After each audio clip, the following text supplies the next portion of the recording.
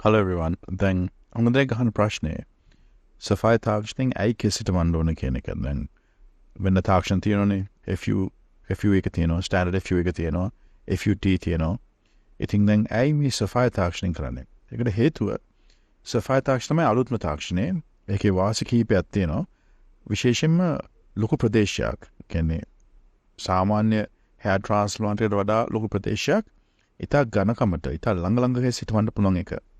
අනිත් එක දැන් කෙසිටෙවුවම සාමාන්‍ය අල්හර ඉදිමුවක් එනවා. දැන් මේ සෆායි තාක්ෂණ කරාම එහෙම ඉදිමුකුත් නැහැ. ඒතකොට ඊළඟ දවසේ වැට්ටත් යන්න හැකියාවක් තියෙනවා. ඉතින් සෆායි තාක්ෂණේ දැන් කෙස් ගන්න ඔළුව පිටිපස්සෙන් තව වාසියක් තියෙනවා. ඔළුව පිටිපස්සේ කෙස් ගත්තාම ඒ ගත්ත තැනුත් ඇත්තටම නොපෙනී යන තරම් ඉතා සියුම් විදිහට ගන්න. ඒතකොට දවස් කිහිපයක් යනකොට ඒ ගත්ත ප්‍රදේශයත් කෙස් රැවුනාම හොයන්නවත් බෑ. අපි එතනින් කෙස් ගත්තයි කියලා.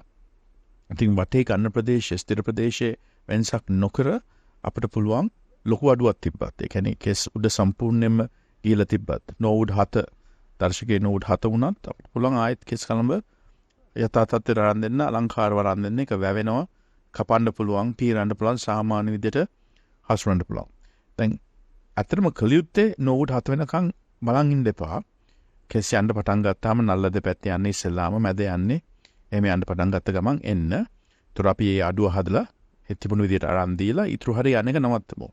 ඒකට බෙහෙත් කිහිපයක් තියෙනවා විශේෂයෙන්ම Finasteride 0.25. ඒකත් එක්කම පෝෂණය පැත්තේ අපි සපුල දෙන්නම්. ඒකට බැලන්ස් කියලා අතරේකයක් තියෙනවා. ඉතින් කෙස් යන එක පාලනය කරන්න පුළුවන්. ඒක අනිවාර්යයෙන්ම පාලනය කරන්නත්. ඉතින් උපදේශ ඕන නම් අමතන්න keshatransplant. 34% of Colombo district had diabetes, while another one-third had high blood sugar levels. It was found that Sri Lanka has the highest rate of diabetes in all of Asia and one of the highest in the world. 38% of Sri Lankans with diabetes have not been diagnosed. In other words, 1 million Sri Lankans do not know that they have diabetes. Diabetes is more common in Sri Lankans who are overweight and those who are better off or living in developed areas of the country. The highest rates are seen in Western Province, Jaffna and some parts of the Northern and Eastern Province. Use balance to control your carbohydrate intake. ඔබ කන පිෂ්ඨ ප්‍රමාණය පාලනය කරන්න balance යොදා ගන්න. ලංකාවේ ජනගහනයෙන් 50%කට වැඩි ප්‍රමාණයකට දියවැඩියාව තියෙනවා. 50%කට වැඩි ප්‍රමාණයකට යම් කෙසඩුවක් තියෙනවා. ඒක වයසත් එක්ක වැඩි වෙනවා. මෙතන තියෙන්නේ පෝෂණ පද්ධතියේ අඩුපාඩු. ඒ පෝෂණය නිවැරදි කරගෙන ඔබට අලංකාර කෙස් කලඹක් පැහැපත් හමක් සාධ්‍ය වැඩියාව නොවෙන්න පියවර ගන්න අදම ගන්න බැලන්ස් ජීවිතේට බැලන්ස් එකක් ගන්න කාලේ හරි නේද?